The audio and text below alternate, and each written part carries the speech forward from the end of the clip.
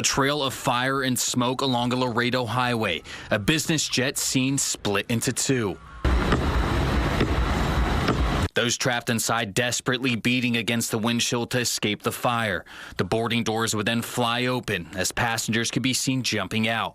Officers and passerbys using shovels and sledgehammers to try and break open windows.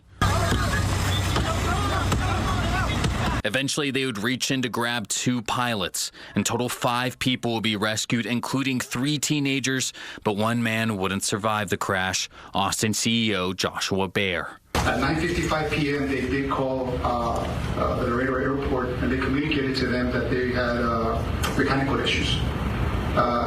Then at approximately 10 p.m., that's when we started getting the calls that there was an aircraft crash.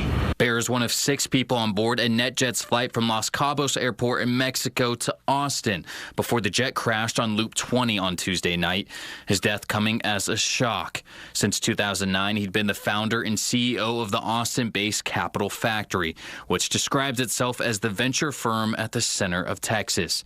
The startup accelerator has backed more than 800 companies, including the likes of tech giants like Intuitive Machines, Apptronik, and Firefly Aerospace. Baer also had ties to the University of Texas, serving as an entrepreneur in residence, helping to teach a startup lab. His death drawing reactions across the state. Senators Ted Cruz and John Cornyn calling Baer a leader in entrepreneurship, while Representatives Lloyd Doggett and John Carter called the Austin CEO a friend that will be deeply missed. We want to inform the public that we're going to be there for a while.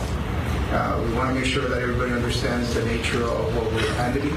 The NTSB is now investigating the cause of the crash, and as the road to answers begin, many have begun offering their condolences to Baer's family, who now leaves behind a wife and 3 children.